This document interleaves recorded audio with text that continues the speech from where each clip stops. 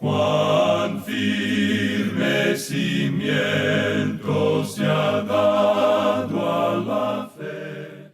A través de la Biblia, un análisis de la Biblia libro por libro que le ayudará a crecer espiritualmente. Estos estudios fueron diseñados por el Dr. J. Vernon McGee. Acompáñenos en este fascinante recorrido a través de la Biblia. La palabra de Dios. Primera de Juan tiene uno de los resúmenes más concisos y claros de lo que significa ser un cristiano. Ya sea que usted conozca a Jesucristo como su Salvador o aún no lo haya conocido, estos estudios le dejarán muy claro de qué se trata esta vida de seguir a Jesús. Bienvenido a través de la Biblia, el programa donde tenemos la misión de llevar la palabra entera al mundo entero. Mi nombre es Heiel Ortiz y en unos momentos estará con nosotros nuestro maestro Samuel Montoya. Estamos en el autobús bíblico en nuestro recorrido de 5 años por toda la palabra de Dios. Para ser cristianos se necesita dar un paso de fe, reconocer que somos pecadores y que necesitamos un Salvador que es Cristo. Sabemos que esto puede generar muchas preguntas. Por eso, en nuestro sitio web hemos destinado una sección que contiene un corto video y recursos que le ayudarán a responder la importante pregunta: ¿cómo puedo conocer a Dios?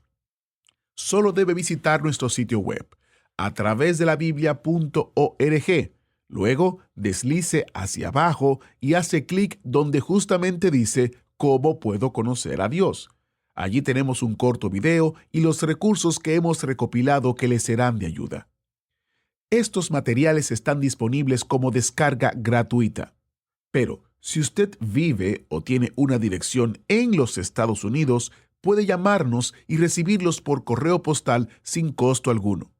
Solo tiene que marcar el número 1-800-880-5339 para solicitarlos.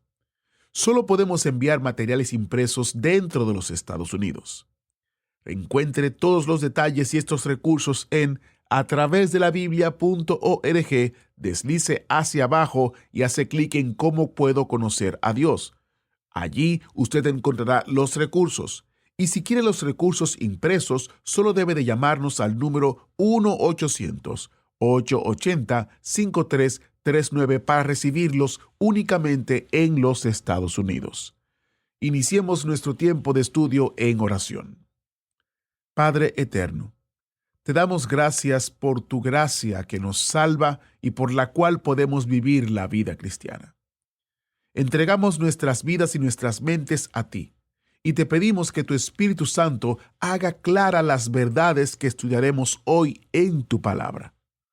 En el nombre de Jesús oramos. Amén. Y ahora iniciamos nuestro recorrido bíblico de hoy con las enseñanzas del Dr. McGee en la voz de nuestro maestro Samuel Montoya. Continuamos hoy, amigo oyente, nuestro recorrido por la primera epístola del apóstol Juan y regresamos a esta importante sección donde se le dice a los hijos de Dios que deben amar al Señor Jesús y que deben amar a Dios, y también se les indica que deben amarse el uno al otro. Pero también se les dice, no améis al mundo ni las cosas que están en el mundo.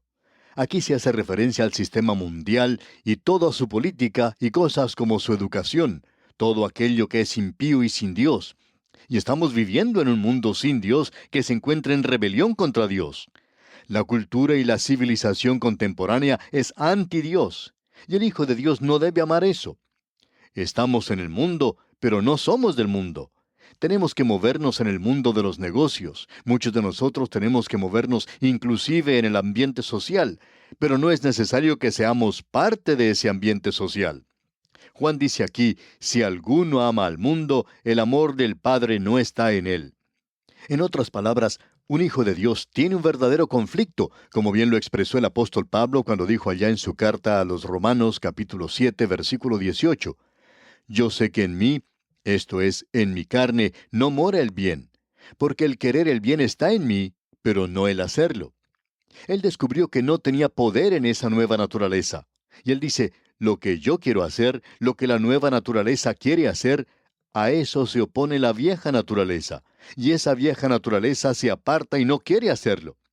Así es que se lleva a cabo un verdadero conflicto en el corazón del creyente mientras se encuentra en el mundo con esa vieja naturaleza, porque esa vieja naturaleza está ajustada a este mundo en el cual vivimos, encaja a manera de engranaje en el programa de este mundo.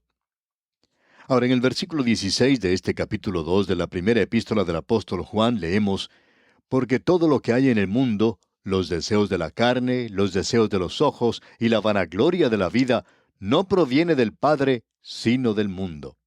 Note usted, porque todo lo que hay en el mundo. Y hay tres cosas que podemos destacar en el mundo. Los deseos de la carne.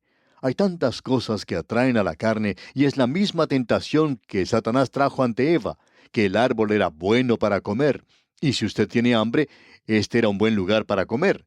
Y una de las cosas que se condena en las Escrituras, por supuesto, es la glotonería y los otros pecados de la carne.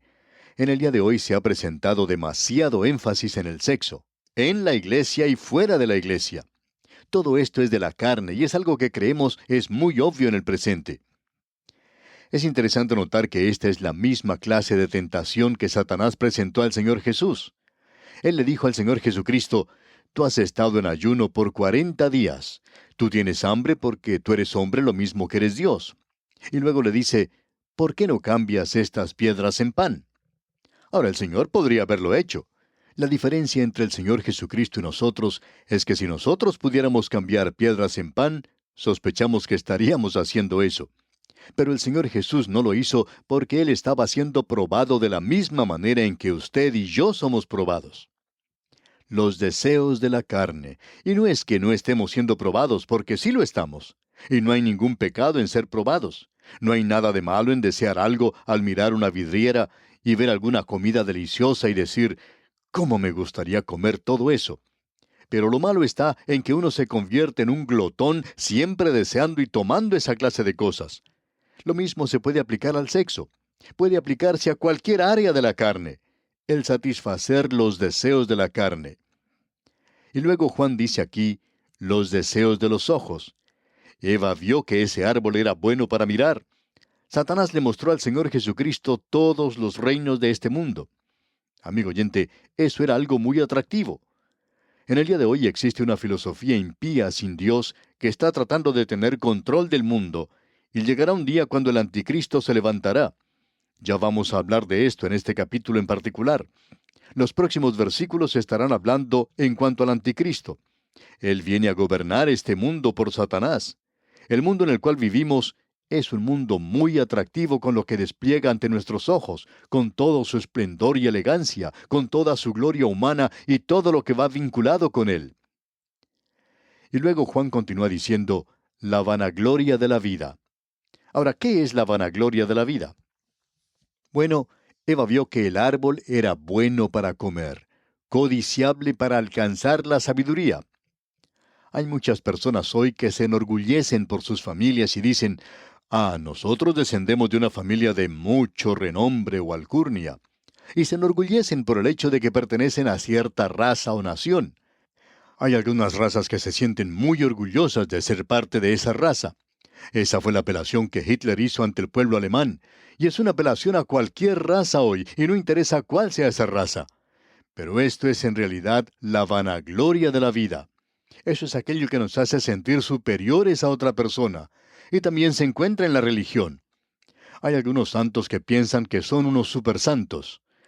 En cierta ocasión, un hombre se acercó al autor de estos estudios bíblicos, el Dr. J. Vernon McGee, y le dijo que él estaba a favor de su programa de estudio bíblico a través de la Biblia. Este hombre inclusive enviaba algunas ofrendas para el sostenimiento del programa. Él le dijo al Dr. McGee: yo conozco a mucha gente que escucha el programa y ellos lo necesitan. Pero con toda franqueza le dijo: yo no lo escucho. Y la razón era que él no lo necesitaba. Él creía que ya había alcanzado la cima, que él estaba en un nivel donde ya sabía lo suficiente. Él pensaba que era un santo muy maduro. Pero esa manera de pensar, por supuesto, demostraba lo contrario, que él era un santo muy inmaduro. Eva vio que el árbol era árbol codiciable para alcanzar la sabiduría. Usted recuerda que Satanás llevó al Señor Jesucristo a la cúpula del templo y le dijo que se arrojara desde allí, y que habría muchas personas que lo podrían observar, y que ellos podrían testificar de esto, probablemente durante la época de alguna fiesta. Échate de aquí abajo y créeme, así podrás demostrar tu superioridad. Pero el Señor Jesucristo, amigo oyente, nunca hizo un milagro para demostrar eso. Estos, pues, son tres llamados que se nos hace a usted y a mí hoy. Y eso nos lleva hacia la vista más distorsionada de la vida que uno pueda tener. Cuando uno hace de su astucia el objetivo de la vida, cuando tratamos de hacer de la belleza el objetivo de la vida, o cuando tratamos de hacer aquello que aún es religioso el objetivo de nuestra vida, esas cosas llegan a ser mortales y son del mundo. Y se nos dice que no debemos amar estas cosas porque Dios no las ama, y Él va a destruir este sistema mundial. Él nos ha dicho esto de una manera muy clara, por cierto. Luego en el versículo 17 de este capítulo 2 de la primera epístola del apóstol Juan, leemos, «Y el mundo pasa y sus deseos, pero el que hace la voluntad de Dios permanece para siempre». Creemos que hay dos cosas en relación con esto. Los turistas que visitan Inglaterra siempre gustan de ir a ver la Torre de Londres. También disfrutan de visitar todos los castillos que se encuentran en ese lugar. Si esos lugares pudieran hablar, contarían historias terribles en cuanto a las personas que vivieron en ellos. Algunas de ellas fueron personas sangrientas, crueles, vanidosas y mundanas. Tomemos por ejemplo el castillo de Hampton. El rey Enrique VIII se lo quitó al cardenal Wolsey. Él fue quien lo edificó. Y este pobre cardenal Wolsey, cuando murió, dijo, «Si yo hubiera servido a mi Dios, de la misma manera en que serví a mi rey, no estaría en la situación en la que me encuentro hoy». Otra cosa que destacaba Enrique VIII era la manera en que comía. Y cuando se cansaba de una esposa, la enviaba a la torre para que fuera decapitada. Él tuvo varias esposas. Pero vaya usted y vea todo eso hoy. El mundo pasa, nos dice aquí Juan. Muchos de nosotros podemos mirar hacia atrás y recordar cuando éramos más jóvenes y cómo nos gustaría hoy tener la fortaleza que teníamos en nuestra juventud y utilizar eso para Dios en una manera muy diferente a lo que lo hicimos entonces. Este mundo, amigo oyente, está pasando. Todos esos palacios construidos en otras épocas hablan de la vanagloria de la vida, de los deseos de la carne y de los deseos de los ojos. Uno puede ver cuán hermosos eran esos palacios. Y amigo oyente, allí hay una gloria que pertenece a todo eso, pero ya ha pasado. Una nación como Inglaterra, que antes era un gran poder mundial, ya no lo es tanto en el presente. Todo eso ya ha pasado, y sus deseos también. ¿Dónde están los deseos del rey Enrique VIII? Bueno, en una de esas tumbas en ese lugar. Todo eso ha pasado ya. Y aquí el apóstol Juan dice, «Pero el que hace la voluntad de Dios permanece para siempre». ¿No le gustaría a usted hacer algo que sea permanente, algo que tenga estabilidad, algo que va a durar mucho tiempo? Esta es una sección tremenda en la que nos encontramos ahora, amigo oyente. Ahora Juan introduce otro tema sensacional. Él dice en el versículo 18 de este capítulo 2 de su primera epístola, «Hijitos, ya es el último tiempo, y según vosotros oísteis que el anticristo viene, así ahora han surgido muchos anticristos. Por esto conocemos que es el último tiempo». Note usted, hijitos, ya es el último tiempo. Hijitos, aquí tenemos otra vez esta misma expresión. Hijitos, ya es el último tiempo. La palabra que ha sido traducida aquí como hijitos es un poco diferente a la palabra que se traduce como hijitos allá en el versículo 12. Allí es usada como una expresión de afecto. Todos aquellos que han nacido en la familia de Dios, esos pequeñitos que han nacido, esos niñitos, todos esos hijitos. Pero como ya hemos visto, hay diferentes grados de experiencias espirituales y estas experiencias están divididas en tres clases. En la parte superior se encuentran los padres, luego los jóvenes y en tercer lugar los pequeños. Nuevamente Juan está hablando aquí a los pequeñitos. Estos son los más pequeños de la familia. No han crecido todavía. Están pasando a través de este mundo y existe la posibilidad de que ellos estén tropezando con una de estas cosas que causan tropiezo para los creyentes. Y Juan dice ahora, hijitos, ya es el último tiempo. Amigo oyente, Usted y yo estamos viviendo en los últimos días en esta tierra. Ya ha durado bastante este último tiempo. Esta es una época cuando Él está llamando a un pueblo para su nombre. Y usted puede decir que en cualquier momento de este período es el tiempo aceptable. Si oyereis hoy su voz, dice la palabra de Dios, si oyereis hoy su voz. ¿Por qué esa urgencia en cuanto a la salvación? Porque quizá no haya un mañana. Quizá ya no estemos en la radio en el día de mañana. Quizá ya nosotros no estemos aquí. De modo que es importante el presentar la palabra de Dios hoy. Es importante que usted escuche la palabra de Dios hoy, ahora mismo. Ahora esto presenta aquí al anticristo. Escuche usted lo que dice el versículo 18 una vez más. Hijitos, ya es el último tiempo. Y según vosotros oísteis que el anticristo viene, así ahora han surgido muchos anticristos. Por esto conocemos que es el último tiempo. Ahora muchos anticristos han surgido ya, pero aún viene el anticristo. Ahora, ¿qué es lo que quiere decir anticristo? Creemos que esta palabra ha sido muy mal entendida y como resultado, la persona que viene también ha sido mal entendida. Vamos a adelantarnos aquí por unos momentos y observar esto. La palabra anticristo está formada por dos palabras, la preposición anti y luego la palabra Cristo.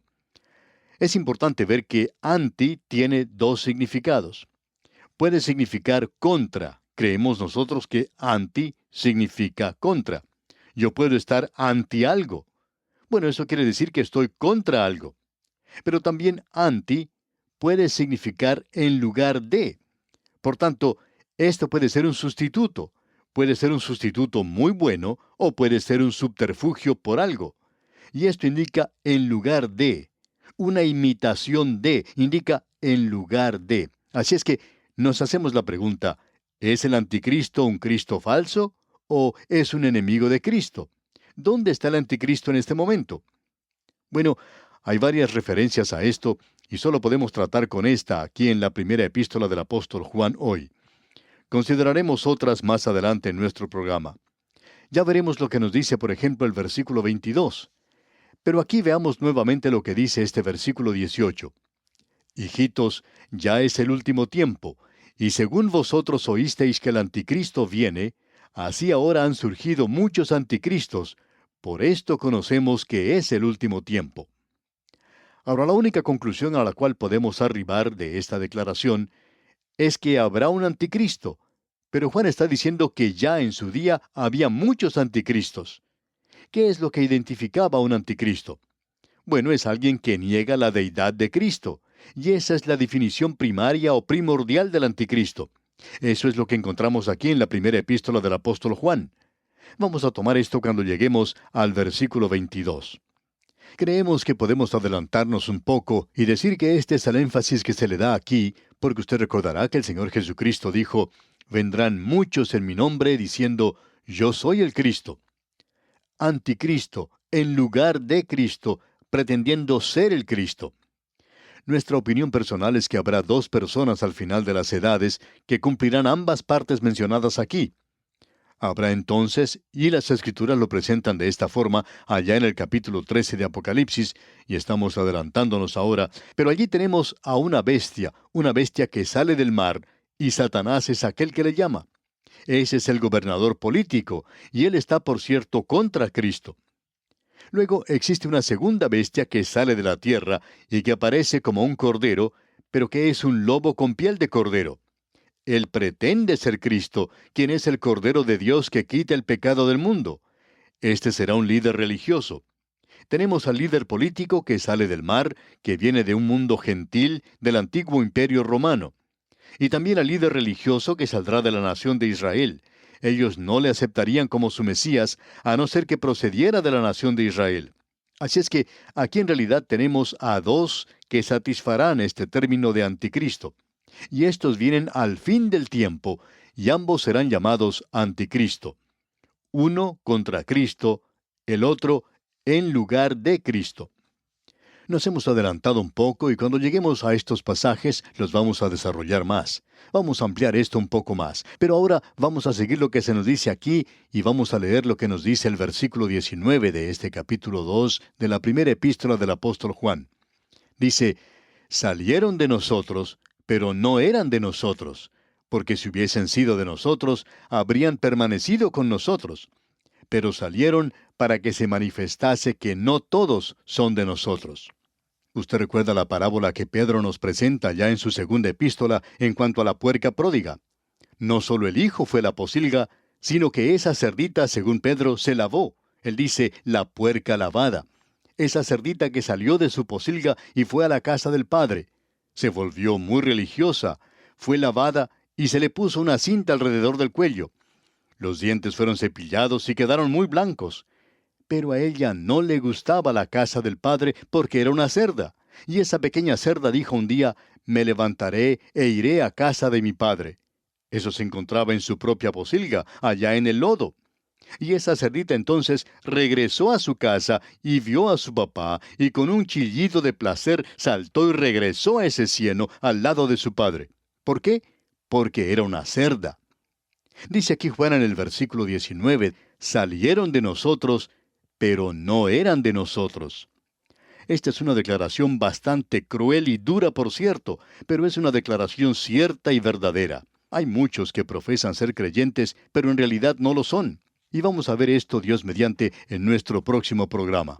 Es un pasaje muy interesante y le invitamos a que usted nos acompañe para su desarrollo en nuestro próximo estudio. Es nuestra oración que el Señor bendiga su vida en gran manera. Muchas gracias al maestro Samuel Montoya por guiarnos y dirigirnos en el estudio bíblico de hoy. Dios dice, no hay justo ni aun uno. La paga del pecado es la muerte. Esa es la mala noticia. Pero la buena noticia es que Dios quiere salvarte del castigo eterno. Dios envió a su Hijo Jesús para tomar voluntariamente tu lugar en la cruz. Él murió por ti y murió por mí.